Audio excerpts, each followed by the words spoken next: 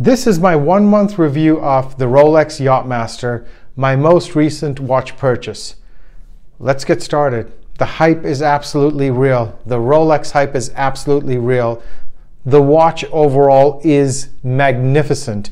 I'll go over the things I love about this watch, and then I'll give you a few areas where I think Rolex can improve this watch, but those are small and minor compared to the greatness of this watch. I've traditionally been a Patek Philippe and an IWC guy, more under the radar brands, more of the quiet luxury aesthetic. I've been researching Rolex and I decided I wanted a Yacht Master for multiple reasons. I didn't want the ubiquity of the Submariner, and I really won't use a GMT that much, so I picked the watch that I thought met my aesthetic demands, and boy did it live up to it. So first of all, this watch is a 40mm racing bezel watch, which means it is bi-directional. You can go in any way. It's not a true dive watch, even though with 100 meters of water resistance, as a certified diver myself, you can pretty much go diving anywhere you want with this watch, unless you're a deep saturation diver. But let's get to this watch and the aesthetics of it. The first thing is this taupe dial over here and the platinum bezel certainly have a high contrast to it. Further, I absolutely adore and love Yacht Master written in aquamarine, both on the dial as well as the second hands in the same matching color. The lume of this watch is really great and it lasts a long time. It shines blue. Now, this watch is also relatively thin, and the lugs tend to curve downwards at rather a sharp angle, which makes this watch fit on a variety of wrists, even smaller to medium-sized wrists, and it fits like a glove. This is one of the reasons this watch will be in my permanent collection, as I can hand it down to my next generation. The bracelet on this watch features center links that are polished and satin finish outer links.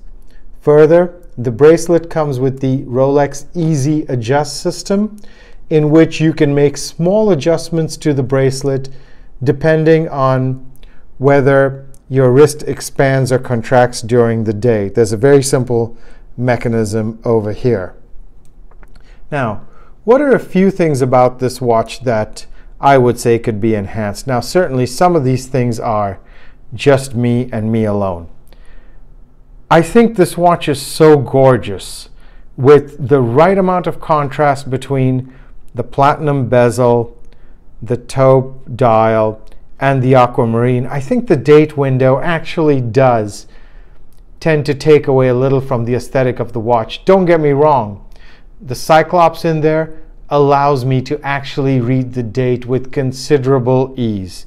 But I would say I would love a no-date version of this watch. The second thing, and believe me, this is a very, very small thing. This watch has crown guards. I traditionally don't like my watches with crown guards because they tend to obstruct the winding motion of the watch. However, even Rolex does their crown guards right, because they don't jut out all the way to the tip of the crown like some watches do, but come about halfway there, so you still have a very easy way to be able to wind your watch. The third thing, and believe me, this is perhaps a me-only thing, I don't love watches on bracelets. If you followed the channel, you know two of my favorite watches are my Patek Philippe Calatrava and my IWC Mark 18 edition La Petite Prince. Both watches are on their factory, either alligator or leather straps. What I would love from some company would be to make a aquamarine sailcloth strap to go along with the theme of Yacht Master.